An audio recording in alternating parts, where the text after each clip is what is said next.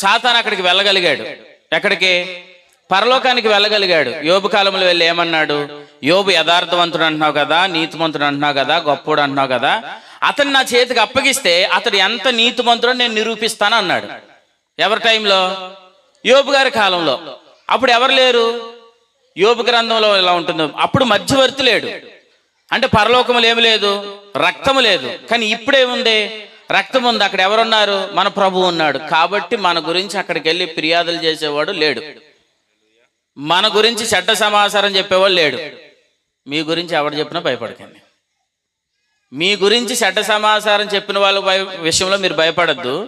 మన గురించి చెడ్డ సమాచారం చెప్పేవాడు అక్కడ లేడు. అంటే దొంగ అక్కడికి రాడు. కానీ యేసు ప్రభు అక్కడికి వెళ్ళగానే అక్కడి నుంచి ఒక ఆయన వచ్చాడు. ఆయనే పరిశుద్ధాత్మ దేవుడు. ప్రభు స్తోత్రం. ఇప్పుడు అంటే ఎన్ని ఆత్మలు పనిచేస్తున్నాయి? 2 ఆత్మలు పనిచేస్తున్నాయి. ఎక్కడ పనిచేస్తున్నాయి? భూమి మీదే పనిచేస్తున్నాయి. ఎప్పటిదాకా పనిచేస్తాయి? ప్రభు వచ్చేంత వరకు ఈ 2 ఆత్మలు పనిచేస్తాయి. ఒక ఆత్మ క్రీస్తు విరోధి ఆత్మ, రెండో ఆత్మ దేవుని ఆత్మ, లేదంటే క్రీస్తు ఆత్మ. 2 ఆత్మలు భూమి మీదే పనిచేస్తున్నాయి. అయితే ఇక్కడ ప్రభు లేఖనం ఏం చెప్తుందంటే 24వ వచనంలో అయినను దేవుడు అని అన్న మాట పట్టుకోండి. అయినను దేవుడు. ఇప్పుడు క్రీస్తు విరోధి ఆత్మ ఏమంటాడు అని అంటే మనల్ని వాడు బలహీనపరుస్తాడు. ఎలా బలహీనపరుస్తాడో చెప్తాను. యుద్ధం జరుగుతుంది. యుద్ధం జరుగుతున్నప్పుడు దావీదు ఆ స్థలంలో నిలబడితే అతను బలహీనపరచడానికి సౌలు ఎలా అన్నాడు? యుద్ధము చేయుటకు నీకేం సరిపోదు? బలం సరిపోదు. ఇదే బలహీనపరచబడే మాట. యేసు ప్రభు దగ్గరికి ఒక తండ్రి వచ్చి అంటాడు, నా కుమార్తెను బాగు చేయవా ప్రభువా అని అంటే వెనకాల నుంచి ఒక దాసుడు పరిగెత్తుకుంటూ వచ్చి అంటాడు, బోధకుని శ్రమ పెట్టద్దు, నీ కుమార్తె చనిపోయింది. ఇదే బలహీనపరిచే మాట. ఇవన్నీ కోనేట్లోకి దించుటకు నాకెవడునూ లేడు. ఈ మాటలన్నీ ఏం చెప్తున్నాయంటే బలహీనపరిచే మాటలు, మనల్ని కృంగదీసే మాటలు. కానీ ఆ టైంలో కూడా మనల్ని బలపరిచే మాట ఒకటి ఉంది.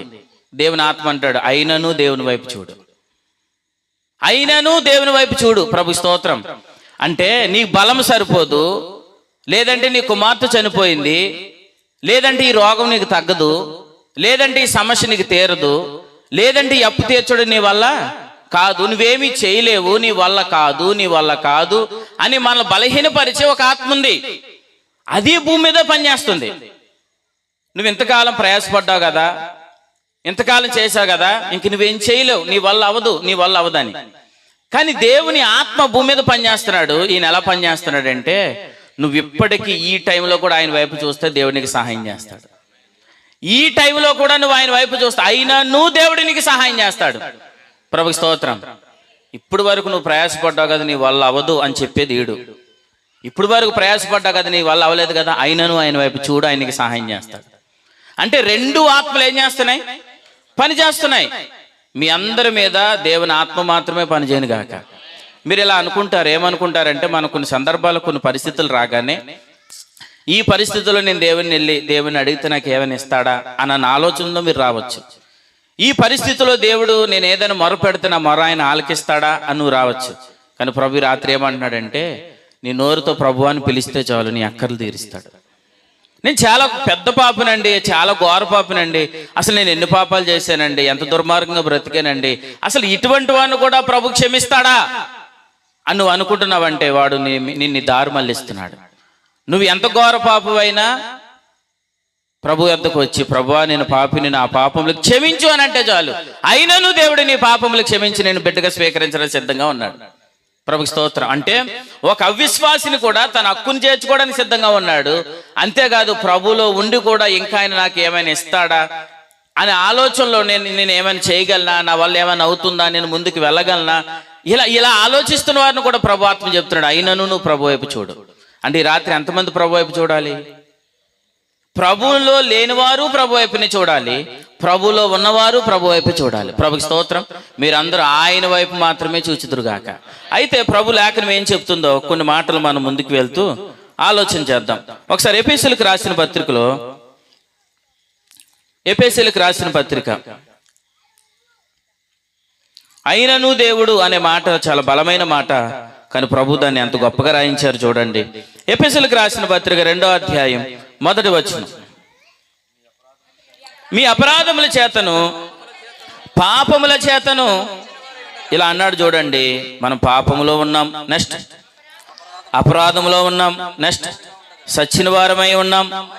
తర్వాత 3వ వచనం, 2వ వచనం అవిధేయులుగా ఉన్నాం. తర్వాత 3వ వచనం శరీరం యొక్క మనసు యొక్క కోరికలు చొప్పున నెరవేర్చుకొనిచు మనం నడుస్తున్నాం, శరీరాన్ని అనుసరించు నడుస్తున్నాం, దైవోగ్రతకు పాత్రులమై ఉన్నాం. ఇంత సేవకులు చెప్పారు కదా, మొదటి ఆదాము నుండి వచ్చిన మనుషులందరూ ఈ అనుభవంలోనే ఉన్నారు. పాపులై ఉన్నారు, సచ్చిన వారై ఉన్నారు, బలహీనులై ఉన్నారు, శత్రువులై ఉన్నారు, ఇంకా ఏమన్నాడు, అపరాధులై ఉన్నారు, దైవోగ్రతకు పాత్రులై ఉన్నారు, దేవుని ఉగ్రతకు పాత్రులై ఉన్నారు, నరకానికి పాత్రులై ఉన్నారు, శరీరం యొక్క మనసు యొక్క కోరికలు నెరవేర్చుకుంటూ బ్రతికేస్తున్నారు కదా. అప్పుడు ఇక్కడ మాట చూడండి, మంచి మాట రాయించాడు. 4వ వచనం, అయినను దేవుడు కరుణా సంపన్నుడు. ప్రభుకి స్తోత్రం. అంటే నువ్వు పాపివైనా ఘోరపాపివైనా ఏదైనా ప్రభు అంటున్నాడు, అయినను దేవుడు కరుణా సంపన్నుడై ఉండి మనము మన అపరాధముల చేత సచ్చిన వారమై ఉన్నప్పుడు సహితము మన ఎడల చూపిన తన మహాప్రేమ చేత మనల్ని ఏం చేశాడట, క్రీస్తుతో కూడా మనలను బ్రతికించాడు, మనల్ని రక్షించాడు.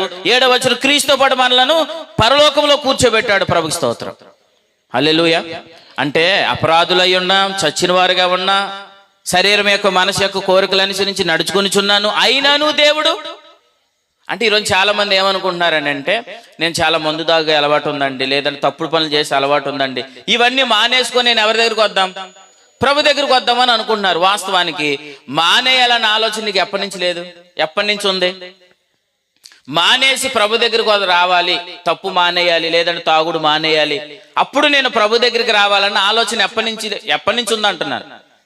ప్రతి ఒక్కరికి చాలా రోజుల నుంచి ఉంటుంది. ఏంటి, నేను తాగుతున్నాను కాబట్టి నేను తాగుడంతా మానేసి అప్పుడు ప్రభు దగ్గరికి రావాలి, నేను చేస్తున్న తప్పు మానేసి ప్రభు దగ్గరికి రావాలనుకుంటున్నారు కదా. అయితే నేను ఒక మాట అంటున్నాను, అసలు మానేయడం నీ వల్ల అయితే అసలు యేసు ప్రభు దగ్గరికి రావడం అనేది లేదు, అసలు యేసు వైపు తిరగడం అనేదే లేదు. బూదిగాంత నివాసులారా నా వైపు చూసి రక్షణ పొందండి అనే వచనమే లేదు అసలు. ఇంకో మాట చెప్తాను, దేవుడు కనికర సంపన్నుడు అన్న వచనమే లేదు. అయినను దేవుని వైపు చూడండి అని అన్న వచనమే లేదు. ఎందుకనంటే ఏ నరుడు తాను చేసే వాటిని మాని ప్రభు దగ్గరికి రావడం అనేది అది ఎప్పటికీ సాధ్యం కాదు. కానీ ప్రభు ఒక మాట చెప్తున్నాడు, నువ్వే పరిస్థితిలో ఉన్నా సరే ప్రభువా నేను పాపిని అని అంటే చాలా ఆయన నిన్ను దర్శిస్తాడు. ప్రభువా నా పరిస్థితి బాగోలేదంటే దర్శిస్తాడు. ప్రభు ఇలాగ అనేవాడు కాదు, ఇప్పుడు గుర్తొచ్చానా నేను, ఇప్పుడు నేను కావాలా నీకు అని మనల్ని ఆయన తునీకరించేవాడు కాదు. ఏ పరిస్థితిలో ఉండి ప్రభు అని పిలిచిన ఆయన మనం హక్కున చేర్చుకుంటాడు. కాబట్టి గ్రామస్తులకి ప్రభు చెప్తున్న మాట ఏంటంటే, నేను అన్ని మానేసి ప్రభు దగ్గరకు వస్తాను అనేది కాదు. నువ్వు ఏ పరిస్థితిలో ఉన్నా, ఏ స్థలంలో ఉన్నా, యేసు ప్రభువా అన్ని నోటితో పిలిచి, ప్రభువా నేను పాపిని, నా పాపములు క్షమించి నన్ను బిడ్డగా చేర్చుకో అంటే చాలు. ఖచ్చితంగా అయినను దేవుడు నీ పాపములు క్షమించి తన బిడ్డగా స్వీకరిస్తాడు. మీకు మాట చెప్పనా, వేరొక ఆత్మ పనిచేస్తున్నాడు చూసారు. వీడు ఏమంటున్నాడంటే, అన్ని మానేసి అప్పుడు ప్రభు దగ్గరికి వెళ్ళు, పర్ఫెక్ట్ అయ్యప్పుడు నువ్వు ఎవరి దగ్గరికి వెళ్ళు, ప్రభు దగ్గరికి వెళ్ళు. లేదంటే నువ్వేదో కష్టపడితే నీకు మోక్షం వస్తుంది, లేదంటే ఏదో చేస్తే నీకు మోక్షం వస్తుంది, నువ్వేదో చేస్తే నువ్వు నీతిమంతుడు అవుతావు అని వేరొక లైన్లోనికి ఈరోజు మానవులందరిని ఏం చేశాడు, తీసుకుని వెళ్ళిపోయాడు. అందుకే యెషయా గ్రంథం 53 అంటాడు, గొర్రెల వాళ్ళు అందరూ ఏమి తప్పిపోయిరి, త్రోవ తప్పిపోయారు అన్నాడు. అంటే ఇప్పుడు అందరూ ఎక్కడున్నారు, త్రోవ తప్పిపోయి ఉన్నారు. కానీ ఇలా చెప్తున్నాను, నజరేయుడైన యేసు అని పిలిచిన వ్యక్తిని త్రోవ పక్కన ఆయన త్రోవలోకి తీసుకొచ్చాడు. అక్కడ మీరు చదవండి, మార్కు సువార్తలో త్రోవ ప్రక్కన అతను భిక్షాటన చేస్తున్నాడు. నజరేయుడైన యేసు దావీదు కుమారుడా అని పిలవగానే వెంటనే ప్రభు అన్నాడు, అతను చేర్చుకున్నాడు, హక్కుని చేర్చుకున్నాడు. అక్కడ ఇలా రాయబడింది, త్రోవ ప్రక్కనున్న అతను త్రోవలో పెట్టాడు. ప్రభుకి స్తోత్రం. ఈ రోజు నువ్వు త్రోవ తప్పిపోయినా గానీ ప్రభువా అని పిలిస్తే చాలు, ఆయన నీ మార్గాలన్నీ మారుస్తాడు, నిన్ను ఆయన ఒక మంచి త్రోవలో పెడతాడు. ప్రభుకి స్తోత్రం. ఆ మంచి త్రోవ ఏంటండి, ఎలా ఉంటుందని నేను చెప్తున్నాను. ఆ మంచి త్రోవలోకి వచ్చిన వాళ్ళు ఇక్కడ అందరూ. ప్రభుకి స్తోత్రం. గతంలో మనకి ఎన్ని త్రోవలు ఉన్నాయి, ఎన్నెన్నో త్రోవల్లో ఉన్నా. నేను ఒక త్రోవలో ఉన్నాను, మీరు ఒక త్రోవలో ఉన్నారు, మీరు ఒక త్రోవలో ఉన్నారు. ఇలా అంటున్నాను, నాకు మందు దాకా అలవాట్లేదు కానీ నేను ఒక త్రోవలో ఉన్నాను. ఈయన ఫలానా తప్పు చేసి అలవాట్లేదు కానీ ఈయన ఒక త్రోవలో ఉన్నాడు, ఆయన ఒక త్రోవలో ఉన్నాడు. అలా మేము అందరూ వేరు వేరు వేరు వేరు వేరు త్రోవల్లో ఉన్నాం. వేరు వేరు త్రోవల్లో ఉన్న వారందరిని ఏం చేశాడు, అయినను దేవుడు ప్రేమ చూపించి కరుణా సంపన్నుడు కాబట్టి ఆ మార్గాలన్నింటినీ విడిపించి ఏం చేశాడు, ఒక మంచి త్రోవలోకి తీసుకొచ్చాడు. ప్రభు స్తోత్రం. ఆ మంచి త్రోవలో మనం అందరూ ఉన్నాం. ఇలా చెప్పాలి, యేసు ప్రభు నమ్ముకుంటే ఏం జరుగుతుందంటే ఇలా చెప్పాలి, నాకు మంచి జీవితాన్ని ఇచ్చాడు ప్రభు, నువ్వు రా, నీకు మంచి జీవితాన్ని ఇస్తాడు. నేను ఒకప్పుడు వ్యసనాల్లో ఉండేవాడిని, త్రాగుబోతుని, లేదా ఫలానా చెడు అలవాట్లో నేను ఉండేవాడిని. వాటన్నిటిలోంచి ప్రభు నన్ను విడిపించి ఒక మంచి మార్గంలోకి నన్ను తీసుకొని వచ్చాడు. ప్రభు స్తోత్రం. ఆ మంచి మార్గంలోనికి నువ్వు వచ్చావు కాబట్టి ఈరోజు నా నెమ్మది, నా సమాధానం అనిపిస్తున్నావు. ఇందాక సేవకులు చెప్పినట్లుగా కృప కలిగిన వాడు, జ్ఞానం కలిగిన వాడు ఏం చేస్తాడు, ఇతరులను రక్షిస్తాడు. ఇప్పుడు మంచి త్రోవలోకి వచ్చిన వారు మనందరూ ఇప్పుడు మనం ఏం చేస్తున్నాం, ఆ మంచి త్రోవలోనికి అనేక మందిని చేరుస్తున్నాం. ప్రభు స్తోత్రం. ఈ త్రోవ నిన్న మొంటది కాదు, ఇది పురాతనమైన త్రోవ. ఇర్మీయా గ్రంథం 16వ అధ్యాయంలో అంటాడు, ఈ త్రోవని వెతకండి, ఈ త్రోవలో ఏమున్నది, నెమ్మది ఉందని చెప్పాడు. ప్రభు స్తోత్రం. ఈ పురాతనమైన త్రోవని మీరు వెతకండి, ఆ మార్గంలో నెమ్మది ఉందని చెప్పాడు. ప్రభు స్తోత్రం. ఇప్పుడు ఆ నెమ్మదిని మేము అనుభవిస్తున్నాం. ఆమేన్. ఆ నెమ్మదిని మేము అనుభవిస్తున్నాం. కాబట్టి మీరు వస్తే ఖచ్చితంగా ఆ నెమ్మదిని అనుభవిస్తారు. మీరు వస్తే ఆ శాంతిని మీరు అనుభవిస్తారు. కాబట్టి ప్రభు ఏం చెప్తున్నాడంటే, అపరాధముల చేతను పాపముల చేతను సచ్చిన వారమై ఉండగా అయినను దేవుడు కరుణా సంపన్నుడై ఆయన మహాప్రేమ చేత మనల్ని ఆయన ఏం చేశాడు, బ్రతికించాడు. అంటే రాత్రి పాపిని ఏం చేస్తున్నాడు, ప్రభు పిలుస్తున్నాడు. నీకు వినబడితే ఖచ్చితంగా ఆయన దగ్గరికి రా. ఎక్కడున్నావు, ఏ పరిస్థితిలో ఉన్నావు, ఏ ఊబిలో కూరిపోయినా, ఏ ఆర్థిక ఇబ్బందులను కూరిపోయినా, ఏ సమస్యలను కూరిపోయినా, ఒక స్వరం మాత్రం విన్నావు ఈ రాత్రి, ఏంటో చెప్పనా, వస్తే ఖచ్చితంగా నిన్ను దర్శిస్తాడు. సామేలుపేట గారు చెప్పిన వాక్యాన్ని కలుపుతున్నాను. ఆయన బెత్లెహేమును దర్శించినని వారు విన్నారా లేదా, విన్నారు. విన్న వెంటనే వాళ్ళు ఏం చేశారు, ఆ ప్రాంతానికి తిరిగి వచ్చారు. మీరు వింటే ఈ రాత్రి రండి, మీరు వస్తే ప్రభు మిమ్మల్ని ఎలా మారుస్తాడు. ఏమీ లేని రిక్తురాలుగా వచ్చారు, ఒట్టివారిగా వచ్చారు, ఏమీ లేని వారు. ఒక మాటలో చెప్పాలంటే తినుటకు కూడా వాళ్ళ దగ్గర ఆహారం లేదు, కట్టుబట్టలతో వచ్చారు. ప్రభు స్వరం విన్నారు, బెత్లెహేముకు వచ్చారు. వచ్చిన ప్రభు వారి కుటుంబాన్ని ఆశీర్వదించాడు.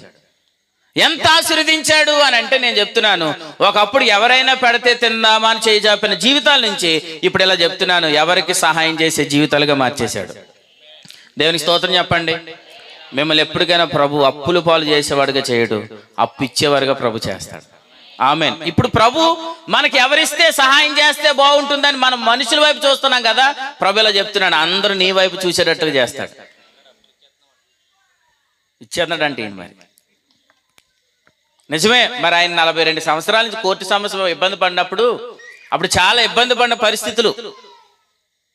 ఒక మాటలో చెప్పాలంటే కొన్ని సందర్భాల్లో పలానా చోటకి వెళ్దాం రండి అంటే, ఈరోజు డబ్బులు లేవండి అని కూడా ఆయన.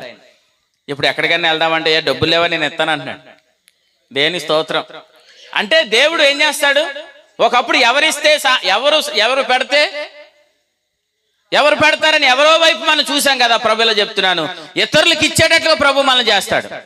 ఒకప్పుడు రిక్తురాలుగా వచ్చింది, ఎవరు లేని వారుగా వచ్చారు, ఒట్టివారిగా వచ్చారు. కానీ ఆ ప్రాంతానికి రాగానే ఆ మాట విన్నారు, బెత్లెహేముకు వచ్చారు, అక్కడ నివసించారు, వారి కుటుంబాన్ని దేవుడు ఆశీర్వదించాడు. ఒకసారి ఆమె 4 వచనాలు చూపిస్తాను రండి. రూతు గ్రంథం. ఆ పిలుపుని వినగానే ప్రభు వారి జీవితంలో ప్రభు కృపనిచ్చారు. ఈ మౌత్ శబ్దం ద్వారా ప్రభు మీతో మాట్లాడితే ఖచ్చితంగా ప్రభు మిమ్మల్ని పిలుస్తున్నాడని గుర్తిస్తే, మీరు ఏ సమస్యలో ఉన్నా, ఏ ఇబ్బందిలో ఉన్నా, ఏ రోగమైనా, అది ఎంత బరువైనా ఎంత భారమైనా ప్రభు నిన్ను పిలిస్తే ఆయన ఖచ్చితంగా ఆ సమస్య నుంచి నిన్ను విడిపిస్తాడు. రూతు గ్రంథం 1వ అధ్యాయంలో వినెను అని కనబడుతుంది చూడండి. రూతు గ్రంథం 1వ అధ్యాయం 6. వినెను కనిపించిందమ్మా, వినెను.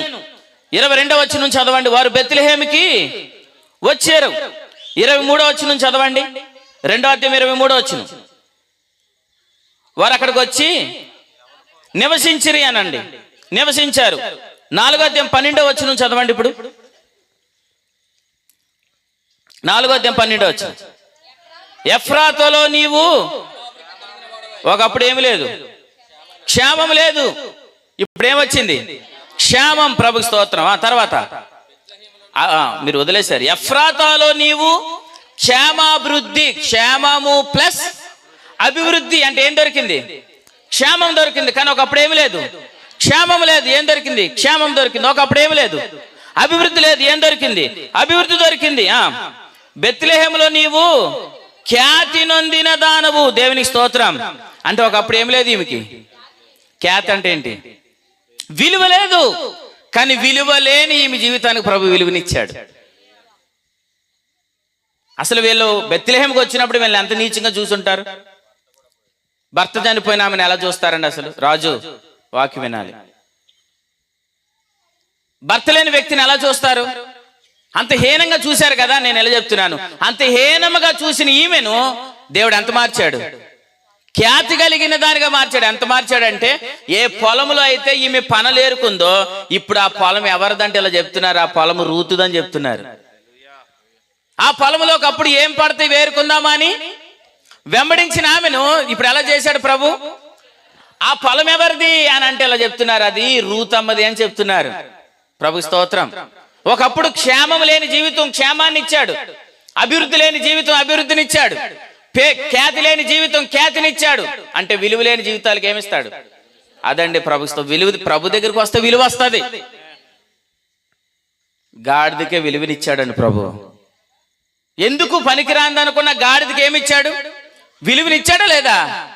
ఆయన గాడిదని వాడుకున్నాడు. గాడిదకు కూడా ఏం పరిచారు? చీరలు పరిచారు, పువ్వులు పరిచారు. ప్రభు స్తోత్రం. విలువ లేని గాడిదకి విలువనిచ్చిన వాడు నువ్వు పక్షుల కంటే శ్రేష్ఠుడివి, ఆకాశ పక్షుల కంటే నువ్వు శ్రేష్ఠుడివి. కాబట్టి ఖచ్చితంగా నువ్వు ఆయన వైపు తిరిగితే విలువ లేని నీ జీవితానికి విలువ కలుగుతుంది, ఖ్యాతి లేని నీ జీవితానికి ఖ్యాతి కలుగుతుంది, అభివృద్ధి లేని నీ జీవితానికి అభివృద్ధి కలుగుతుంది, క్షేమం లేని నీ జీవితానికి క్షేమం కలుగుతుంది. ప్రభుకి స్తోత్రం. శాపమైన నీ జీవితానికి ఆశీర్వాదం కలుగుతుంది రాత్రి. చివరికి ఆ మాట కూడా చదవండి. తర్వాత చదవండి. కాబట్టి యెహోవా 12వ వచనం ఆశీర్వాదించబడిందన్న మాట ఉంటుంది చూడండి. రైట్. 12వ వచనం ఇప్పుడు అదే లైన్ చదువు. యెహోవా ఈ యవనురాలి వలన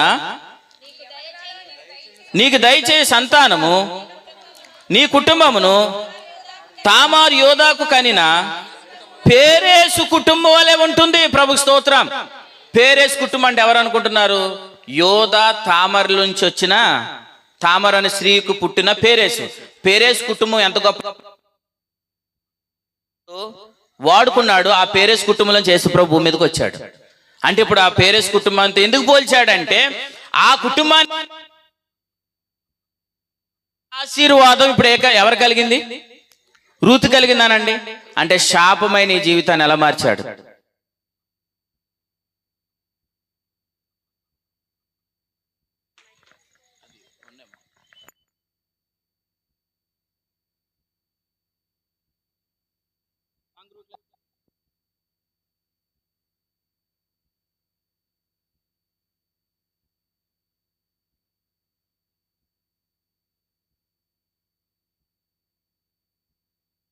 నీ జీవితాన్ని ఏం చేశాడు? ప్రభు స్తోత్రం. వస్తే నువ్వు చూస్తావు.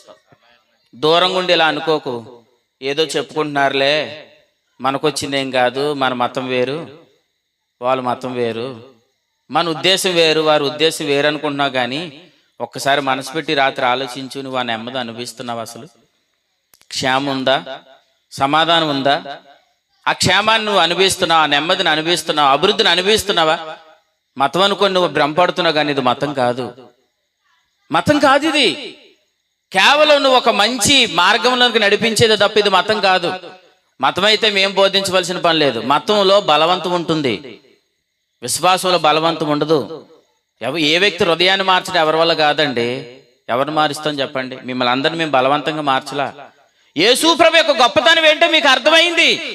విలువలేని జీవితానికి ఆయన విలువలిస్తాడు, శాపమైన జీవితాన్ని ఆశీర్వదిస్తాడు, క్షేమము లేని బ్రతుకు క్షేమాన్ని ఇస్తాడు, ఖ్యాతి లేని బ్రతుకు నాకు విలువనిస్తాడని మీకు అర్థమైంది. ప్రభు దగ్గరికి వచ్చారా? నెమ్మదిని మీరు అనిపిస్తున్నారు. ప్రభు స్తోత్రం. నా గ్రామంలో ఉన్న వారందరికి కూడా ఇది కలగాలి అని ఉద్దేశంతో నీ కూడికి ఈ స్థలంలో ఏర్పాటు చేయబడింది. ప్రభు స్తోత్రం. ఖర్చునంత ప్రభు చూశాడు, త్వరలోని లెక్కలు తేలిస్తాడు. అంతే కదా? అది దేవునికి స్తోత్రం. ఒక చేప అయినా నువ్వు పడలేదని భయపడద్దు, చేపలు పడ్డాయి. ఒకటి కూడా లేదు అని అనుభూలోంచి ప్రభు ఇలా అన్నాడు, ఇలా చూడండి అని అనగానే రాసి కనబడింది. ప్రభు స్తోత్రం. అంతే, మన కళ్ళకు ముందు ఒకటైనను లేదనుకోద్దండి, అన్ని మన కళ్ళ ముందు ప్రభు ఉంచాడు. ధైర్యంగా మాట చెప్తున్నాను, ఈ ప్రాంతాన్ని దేవుడు ప్రేమిస్తున్నాడు అనేది ఒక రుజువేంటి చెప్పనా? అసలు ప్రతి బుధవారం ఇక్కడ జరిగే బైబిల్ క్లాస్ మీరు గుర్తించండి, ప్రతి ఊర్లో వచ్చే బైబిల్ క్లాసుల వర్తమానాల కంటే నేరేలంక ప్రాంతంలో వచ్చిన వర్తమానాలు చాలా గొప్పగా వస్తాయి. అది నేను చెప్పిన మాట కాదు. ఇక్కడ ఆల్రెడీ మన అన్న కానీ లేదంటే అక్కలు వాళ్ళ కుటుంబాలు మీరు అడగండి. ఇక్కడ వాక్యం చెప్తుండగా ఒక ఆత్మహత్య చేసుకున్న వ్యక్తి బ్రతికించబడింది తెలుసా? ఆత్మహత్య చేసుకోవడానికి ఉరివేసుకోవడానికి చచ్చిపోవాలన్న ఆలోచనలో ప్యాన్కు ఉరివేసుకొని నేను ఇంకొక 10 నిమిషాలు ఉరివేసుకుని చచ్చిపోవాలనుకున్న వ్యక్తి అసలు ఈ టైంలో నేరేలంక బైబిల్ క్లాసులో వాక్యం వస్తుందని వినడానికి సెల్ ఫోన్ ఆన్ చేసి లైవ్ విన్న వ్యక్తి తర్వాత ఇలా సాక్ష్యం ఇచ్చింది, ఈ వాక్యం కానీ వినకపోతే నేను ఖచ్చితంగా చచ్చిపోతున్నాను అని చెప్పింది. ప్రభు స్తోత్రం. ఇక్కడ వచ్చిన వర్తమానం ద్వారా ఆమె చనిపోకుండా రోజు నిలబడగలిగింది. ప్రభు స్తోత్రం.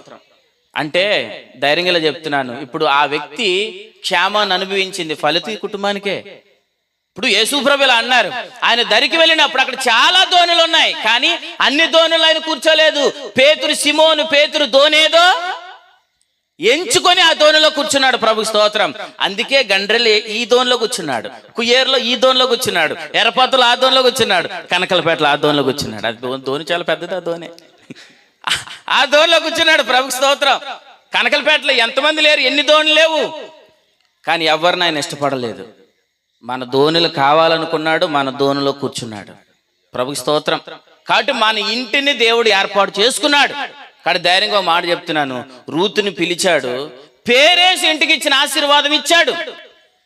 పేరేసు యొక్క వంశావళి అంతా కూడా మత్తయి సువార్త మొదటి అధ్యాయంలో రాశాడా లేదా? రాశాడు. నేను చెప్తున్నాను, ఇప్పుడు మళ్ళీ గ్రంథం రాయడుగా, గ్రంథం రాసి ఉంటే మన పేర్లు రాస్తాడు. ఇప్పుడు గ్రంథం లెక్క లేదు. ఇప్పుడు చెప్పండి, ఏ లెక్క ఉంది? ఎబ్రీ పత్రిక 11వ అధ్యాయంలో విశ్వాస వీరుల లిస్ట్ ఉంది, ఆ లిస్టులోకి వెళ్ళిపోతున్నాయి మన పేర్లు. ఒకవేళ మరలా గ్రంథాన్ని కొంత పొడిగించి రాద్దాం అనుకుంటే మన పేర్లు వస్తాయి. ఇంకా గ్రంథం ఆల్రెడీ ఏం చేయబడిపోయింది, ముగించి పడిపోయింది. ఇంక దీన్ని ఒకటి కలపకూడదు, ఒకటి తీయకూడదు. మరి ప్రభువా, మరి మమ్మల్ని ఎలాగ పేరేసి ఇంటికి ఇచ్చిన ఆశీర్వాదం ఈ ఇంటికి ఇస్తానన్నావు, ఆ ఇంటికి ఇచ్చిన ఆశీర్వాదం మాకు ఇస్తానన్నా కదా, మరి ఎక్కడ రాస్తావు ప్రభు అంటే ఆయన అన్నాడు, ఇంక ఈ గ్రంథంలో రాయను కానీ ఆ గ్రంథంలో రాస్తాను. ప్రభు స్తోత్రం. అంటే ఎబ్రీ పత్రిక 11వ అధ్యాయం అక్కడికి వెళ్ళిన తర్వాత ఓపెన్ చేస్తే మొట్టమొదటి ఉండే పేరు ఎవరిదే? హేబేలు. తర్వాత ఉండే పేరు అలాగ కిందకు వస్తే అక్కడ మన లిస్ట్ చూసుకుంటామట. ఇక్కడ ఉన్నాడు సామ్యూయల్ పేతురు. మళ్ళీ లిస్ట్ జకర్యా గారు ఉన్నారా? ఆయన అప్పుడు కలజోడు పెట్టుకుని వచ్చేస్తాడు అనుకోవడానికి అక్కడ కలజోళ్ళ అవసరం ఉండదు. అప్పుడు కింద చూసి ఆనందబాబు గారు ఎలా అంటారు, జకర్యా గారు మీరు ఉన్నారు. ప్రభుకి స్తోత్రం. అప్పుడు ఎబ్రీ పత్రిక 11వ అధ్యాయం లిస్ట్ అంతా అక్కడ రాయబడుతుంది. మీరు అక్కడ ఎబ్రీ పత్రిక 11వ అధ్యాయం చదవండి. మానవ లేకుండా అని ఆపేశాడు, అంతే. మానవ లేకుండా అని ఎందుకు ఆపేశాడు?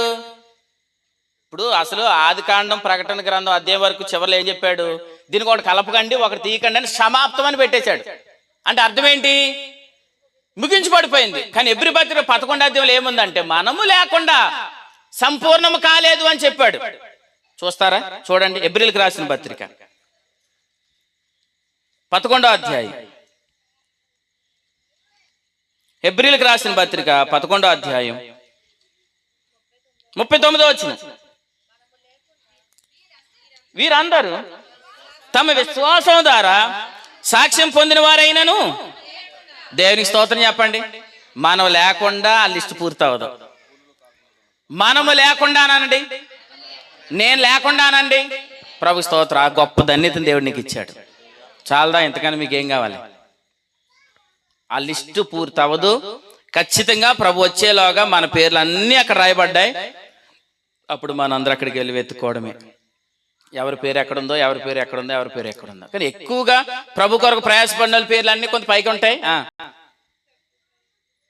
కొంత తక్కువగా ఆదివారాలు ఎగ్గొట్టేసిన వాళ్ళ పేర్లు, బైబిల్ క్లాస్కి ఎగ్గొట్టేసిన వాళ్ళ పేర్లు. ప్రసాద్ గారు నవ్వుతున్నారేటండి? ఆయన ఎందుకు నవ్వుతాడు చెప్పనా? ఆయన మనసులో అనుకున్నాను, నేను కనకలపేటకి బైబిల్ క్లాస్ ఎగరగొట్టేస్తున్నాను. ఎగరగొట్టేస్తున్నాడు ఆయన. ఏమంటే ఎక్కడికి వెళ్ళిపోతున్నారంటే చికెన్ కొట్టుకు వెళ్ళిపోతున్నాడు ఆయన. చికెన్ కొట్టుకు వెళ్ళిపోతున్నాడు. రేపు పొద్దున్న యేసుప్రభు వచ్చినప్పుడు రాబాబా అంటే కోడెట్టుకుని వచ్చేస్తాడు ఇటు. అక్కడికి కోడెట్టుకుని వెళ్ళడు. లెక్కలు ఇక్కడ ఉండగా ఎంత ప్రయాసపడ్డాం, ఎన్ని బైబిల్ క్లాస్కి వచ్చాం, ఎంత ఆరాధనలో పాలు పంపులు పొందాం, ఎంత జీవించాం, ఇవన్నిటికీ అక్కడ లెక్కలు. ప్రభు స్తోత్రం. మన వెంట మన సత్క్రియలు రాబోతున్నాయి. దేవునికి స్తోత్రం చెప్పండి. కాబట్టి మన క్రియలన్నిటికీ త్వరలో ప్రభు ప్రతిఫలం ఇవ్వడానికి రాబోతున్నాడు. ప్రభు స్తోత్రం. నాకు నీకు మనందరికి ప్రభు ప్రతిఫలం ఇవ్వడానికి రాబోతున్నాడు. కాబట్టి ప్రభు ఇలా చెప్తున్నాడు, అయినను దేవుడు కరుణ సంపన్నుడు. కాబట్టి దూరంగా ఎవరు విన్నా ఖచ్చితంగా ప్రభు దగ్గరికి రండి. ఈ 4 అనుభవాలు ప్రభు మీకు కలిగిస్తాడు. క్షేమం లేదా క్షేమం ఇస్తాడు. 2, అభివృద్ధి లేదా అభివృద్ధిని ఇస్తాడు. 3, విలువ లేదా నీకు విలువని తెస్తాడు. 4, శాపం ఉందా ఆ కుటుంబానికి ఖచ్చితంగా ఆశీర్వాదం ఇస్తాడు. అంతేనా అని అంటే నేను ఒక మాట చెప్తున్నాను, అంతేకాదు. ఆకాశ పక్షులను వాటికి కొట్లు లేవు, గడిసెలు అవి దాచుకోవడం లేదు, అయినను దేవుడు వాటిని ఏం చేస్తున్నాడు? పోషిస్తున్నాడు. పిలిచిన ఆయన ఖచ్చితంగా నిన్ను పోషిస్తాడు. ధైర్యంగా మనం ఉండాలండి. సేవకు ప్రభు పిలిచినప్పుడు ఆయనే పోషిస్తాడు. ప్రభువా పేరు పెట్టి నిన్ను పిలిచాడు, పేరు పెట్టి నిన్ను పిలిచిన ప్రభువే పోషిస్తాడు. అబ్రహాముని పిలిచాడు, నిన్నే అబ్రహామును పోషిస్తాడు. అలాగే మళ్ళందరినీ పేరు పెట్టి ప్రభు పిలిచాడు. కొరింథీ మొదటి పత్రిక 1వ అధ్యాయంలో ఏముందో, జ్ఞానులు ఉన్నారు, ధనవంతులు ఉన్నారు, పేరు కలిగిన వారు ఉన్నారు, ప్రఖ్యాత కలిగిన వారు ఉన్నారు. వారందరిని పక్కన పెట్టి మనల్ని పిలవలేదా? మరి పిలిచినప్పుడు ఖచ్చితంగా మనల్ని ప్రభువే పోషిస్తాడు. మీరు దేనికి భయపడకండి, ప్రతి విషయంలో దేవుడు నిన్ను పోషిస్తాడు. ఎక్కడ లోటు ఉందో ఆ లోటులన్నీ ప్రభు తీరుస్తాడు. ధైర్యంగా ఈ రాత్రి అలా వెళ్ళిపోండి. ప్రభా నువ్వు నన్ను పిలిచావు కాబట్టి ఖచ్చితంగా నువ్వు నన్ను పోషిస్తావు. 6 100 అయినా 100 150 అయినా నువ్వు నన్ను పోషిస్తావు. ఎందుకంటే నువ్వు నన్ను పిలిచావు. ఎందుకు పిలిచావు? ఎఫెసీ పత్రిక 1వ అధ్యాయంలో నా ద్వారా ఆయన ఏం తెచ్చుకోవడానికి? మహిమ తెచ్చుకోవడానికి పిలిచాడంటే ఖచ్చితంగా ఆయన నిన్ను పోషిస్తాడు. ఇప్పుడున్న అక్కర శాశ్వతం అనుకోకు, ఇప్పుడున్న అప్పు శాశ్వతం అనుకోకు, ఇప్పుడున్న లోటు శాశ్వతం అనుకోకు, ఇప్పుడున్న కష్టం శాశ్వతం అని అనుకోకు. సాతాను అంటున్నాడు ఇది నీకు శాశ్వతం అంటున్నాడు, కానీ ప్రభు అంటున్నాడు ఇది నీకు శాశ్వతం కాదు. సాతాను అంటున్నాడు అప్పు నీకు శాశ్వతం అని అంటున్నాడు, కానీ ప్రభు అంటాడు ఇది నీకు శాశ్వతం కాదు. నేను ఒక మాట చెప్తున్నా, సాతాను అంటాడు అన్నీ అయిపోయినాయి అని అంటాడు, కానీ ప్రభు అంటాడు ఇప్పుడే ప్రారంభించబడింది అంటాడు. ప్రభు స్తోత్రం. అన్నీ అయిపోయాయని చెప్పిన వాడి వైపు చూడొద్దు, ఇప్పుడే ప్రారంభించబడింది. అసలు కాదు, ఇప్పుడు స్టార్ట్ అయింది. ప్రభు స్తోత్రం. మన అందరి జీవితాల్లో అసలు కాదు, ఇప్పుడే స్టార్ట్ అయింది. పోషిస్తాడు, పోషించడా అయినను దేవుడు. ప్రభు స్తోత్రం. ఎక్కడ చదివాం ఈ మాట? మనం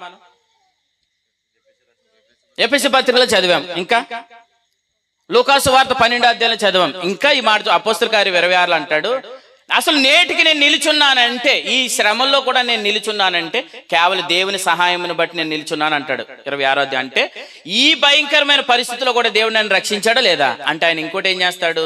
మనల్ని రక్షించడమే కాదు, ఇంకోటి ఎలా ఆయన మనల్ని సంరక్షిస్తాడు. ప్రభు స్తోత్రం. ఏ అపాయము ఏ కీడు మన మీదకి రాకుండా ఆయన నిన్ను సంరక్షిస్తాడు. సంరక్షించునుగాక, సంరక్షిస్తాడు, పోషిస్తాడు.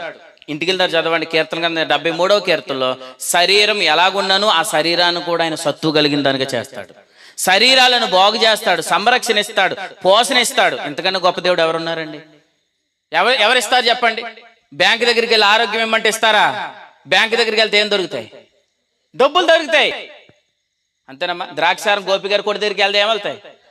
ద్రాక్షారం గోపి గారి దగ్గరికి వెళ్తే గోల్డ్ దొరుకుతుంది. ద్రాక్షారం బ్యాంక్ దగ్గరికి వెళ్తే డబ్బులు దొరుకుతాయి. ద్రాక్షారం డాక్టర్ గారి దగ్గరికి వెళ్తే, కృష్ణ గారి దగ్గరికి వెళ్తే ఆరోగ్యం దొరుకుతుంది. కానీ నేను మాట చెప్పను, అన్ని ఒక ఆయన దగ్గర దొరుకుతాయి. ఆయనే ఈ రాత్రి ఇక్కడ ప్రకటించబడుతున్నాడు. ప్రభుకు చప్పలు కొట్టండి. ప్రభు స్తోత్రం. ఇవన్నీ ఈ గ్రామంలో ఉన్న వారికి దొరుకును గాక. ఒకటి కాదు, అన్ని ప్రభు దగ్గర ఉన్నాయి.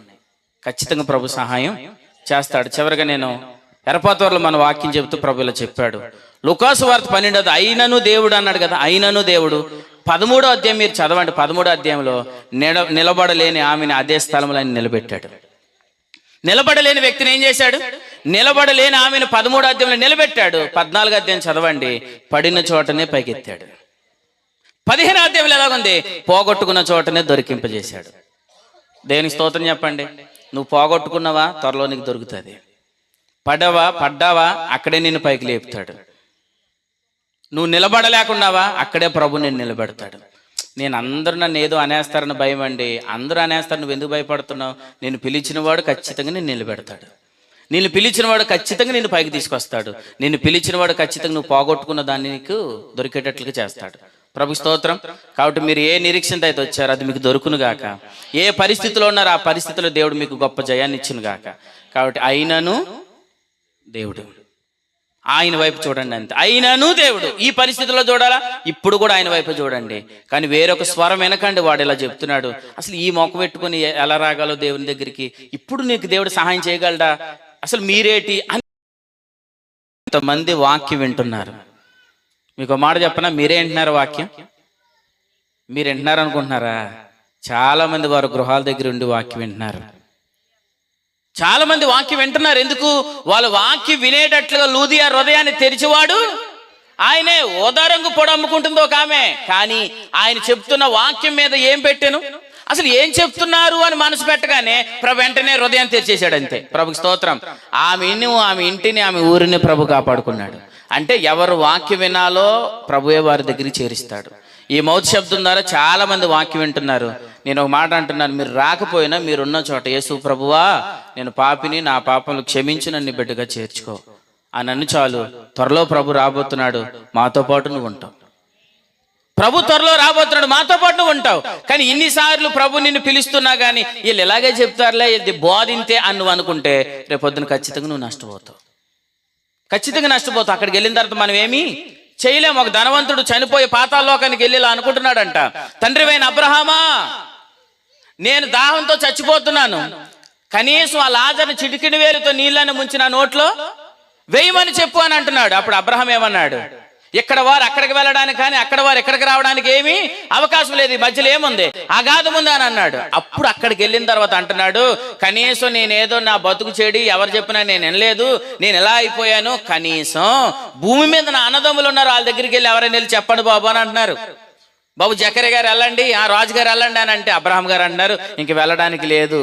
ఎందుకు లేదు? ఇంక అవకాశం భూమి మీద ఎవరు వెళ్ళి, ఇంకా భూమి మీదకి వెళ్ళి ఎవరు చెప్పడానికి లేదు. ఆల్రెడీ భూమి మీద కొంతమంది ఉన్నారు. ఆల్రెడీ కొంతమంది దేవుడు తన సేవకులు లేపుకున్నాడు.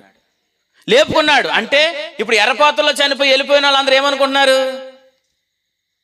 అదే అనుకుంటుంటే అక్కడ ఉన్న ఆయన ఏమంటున్నాడు, ఆల్రెడీ ఎర్రపాత్రలో ఆనందబాబు గారు ఉన్నారు, ఎవరు వెళ్ళడానికి లేదంటున్నాడు.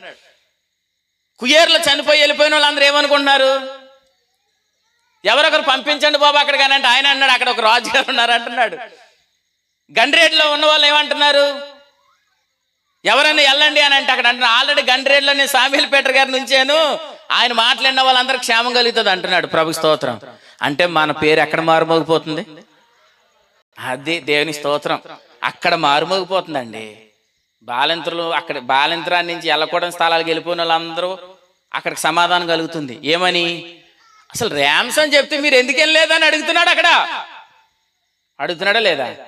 జకర్యాని మీరు నీచంగా చూశారు, కానీ అక్కడికి వెళ్ళిన తర్వాత ఏమంటాడు, మీరు జకర్యా మాట ఎందుకు వెళ్ళలేదని అడుగుతాడు. ఆల్రెడీ చాలా మందిని అడుగుతున్నాడు. నేను మాట చెప్తున్నాను, ఈ కూడిక ద్వారా నీ హృదయం విమర్శించబడితే ప్రభువుని హృదయపూర్వకంగా అంగీకరించు, లేదంటే త్వరలో ఇలా అడగబోతున్నాడు. నేను నేరలెంకలు జరిగిన కూడిక ద్వారా నేను నిన్ను పిలిచాను, నువ్వు నా మాట వినలేదు. నేను నిన్ను ప్రేరేపించాను, అయినను నా మాట వినలేదని ప్రభు ఒక రోజున నీకు నీ మాట నీ వల్లనే పెడతాడు. ఆ పరిస్థితి దయచేసి ఎవరు తెచ్చుకోవద్దు. ప్రభు పిలుస్తున్నాడు, ఖచ్చితంగా నిన్న తన హక్కును చేర్చుకుంటాడు, సమస్త అక్కర్లు తీరుస్తాడు, ప్రతి లోటునైనా పూరిస్తాడు. ఆ కృపలో దేవుడు మిమ్మలను ముఖ్యంగా ఈ గ్రామాన్ని ప్రభు దీవించునుగాక. ఈ కూడికను ఏర్పాటు చేసిన ఇంటిని, ఆ ధోనిని దేవుడు ఆశీర్వదించునుగాక. రైట్, తల వంచండి, ప్రార్థన. దయచేసి అవకాశం ఉన్నవారు మోకరించండి. ప్రభు ఈ రాత్రి నేను దర్శిస్తే ఈ పరిస్థితిలో కూడా ప్రభు నాకు సహాయం చేస్తాడా అని దయచేసి నువ్వు అనుకోవద్దు. ఈ కష్టం, ఈ బాధ, ఈ ఇరుకు, ఈ ఇబ్బంది, నాకు కలుగుతున్న కష్టం చాలా పెద్దది, ఈ బండ చాలా పెద్దది అని నువ్వు దయచేసి అనుకోవద్దు. ఈ రాత్రి అయినా ప్రభువా నువ్వు పిలిస్తే చాలు, నీ సమస్త అక్కర్లు తీరుస్తాడు. మొదటగా నీ పాపాన్ని క్షమిస్తాడు. కనికర సంపన్నుడు, నిన్ను ప్రేమిస్తున్నాడు గనుకనే 3 సేవకులు నిలబెట్టుకొని ప్రభు నీతో మాట్లాడాడు. నా ప్రియ సహోదరి సహోదరుడా, నువ్వు ప్రభుని అంగీకరించి సంఘములో నువ్వు కొనసాగితే నీతో కూడా ప్రభు మాట్లాడుతున్నాడు. నిన్ను పిలిచింది ప్రభువు. ఎందరికో లేని గొప్ప పిలుపు నీకు వచ్చింది కదా. నిన్ను పిలిచిన వాడు ఎందుకు నిన్ను వట్టి చేతులతో విడిచిపెడతాడు? నిన్ను పిలిచిన వాడు ఎందుకు నిన్ను నిరాశపరుస్తాడు? లేదు, రూతుని పిలిచాడు. ఆమె వెంటనే బెత్లెహేముకు వచ్చింది, బోయాజు దగ్గరికి వచ్చేసింది. ప్రభు మాట విన్నది, ప్రభు దగ్గర నివసిస్తుంది, సంఘములో నివసిస్తుంది. ఆమె కుటుంబాన్ని మార్చేశాడు. విలువ లేని ఆమె జీవితానికి విలువనిచ్చాడు. క్షేమం లేని ఆమె జీవితానికి క్షేమాన్ని ఇచ్చాడు, అభివృద్ధినిచ్చాడు, ఆశీర్వాదం ఇచ్చాడు.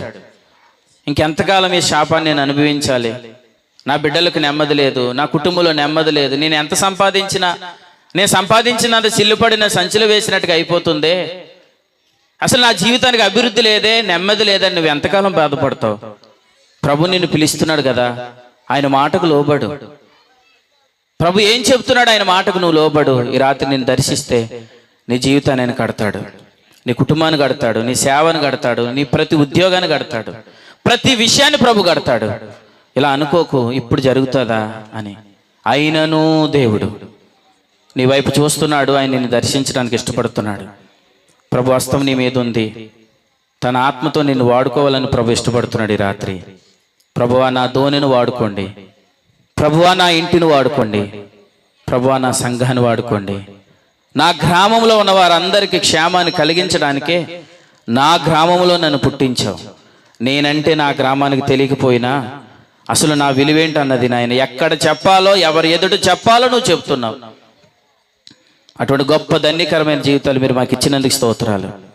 ఈ రాత్రి మీ కృప కలుగును గాక. ఈ స్థలమంతా నీ మహిమతో నింపినందుకు స్తోత్రాలు నాయన. ప్రభు వచ్చిన నీ బిడ్డలందరినీ దర్శించినందుకు స్తోత్రాలు చెల్లిస్తూ, నీ పిల్లలందరినీ నాయన నీ మంచితో తడిపావు, నీకు స్తోత్రాలు. అక్కర్లన్నీ ప్రభు యేసుక్రీస్తు నామములో తీర్చబడును గాక అని ప్రార్థిస్తూ, కొడుకుని ఏర్పాటు చేసిన కుటుంబానికి రావాల్సిన దీవెన సమృద్ధిగా దయచేయమని, వారి తమ్ముళ్ళు కుటుంబాన్ని బట్టి నాయన, అలాగే వారి తల్లిగారిని బట్టి నాయన, వారి యొక్క బంధువులందరిని బట్టి కూడా ప్రార్థిస్తున్నాం. చాలా ప్రయాసపడ్డారు, పరిచర్యను మరిచడానికి అన్యాయస్తులు కాదు కనుక వారందరికీ రావాల్సిన దీవెన కూడా సమృద్ధిగా దయచేయమని, ఈ గ్రామంలో ఉన్న వారి బంధువులను బట్టి కూడా ప్రార్థిస్తున్నాం. చేరువచ్చిన సంఘాలు, సేవకురాలు అందరి బట్టి కూడా ప్రార్థిస్తున్నాం. అందరూ ఈ కుటుంబాన్ని ఎంత ప్రేమిస్తున్నారు ఈ రాత్రి మీరు రుజువుపరిచారు. ముఖ్యంగా మీరెంత ప్రేమిస్తున్నారు రుజువుపరిచారు. అందరి బట్టి మీ స్తోత్రాలు చెల్లిస్తూ, మా రక్షకుడును మీ ప్రియకుమారుడైన యేసుక్రీస్తు ప్రభుల వారికి మహిమ కలుగునుగా కానీ ప్రకటిస్తూ, ఆయన వాతావరణ విషయంలో ఎంత గొప్ప సహాయం చేశావు.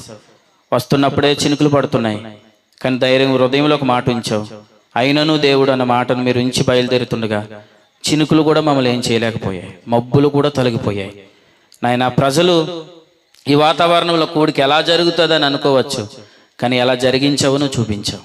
అందరి బట్టి మీ స్తోత్రాలు చెల్లిస్తూ, ఇంకనూ ఘనమైన కూడికలు ఈ ప్రాంతంలోను ఈ స్థలానికి చేరువచ్చిన వారందరి కుటుంబాలు యొద్ద మీరు జరిగించుదురుగాక అని ప్రార్థిస్తూ యేసు ప్రభు నామమును స్తుతిస్తూ కూడికను ముగిస్తున్నాము తండ్రి. ఆమేన్.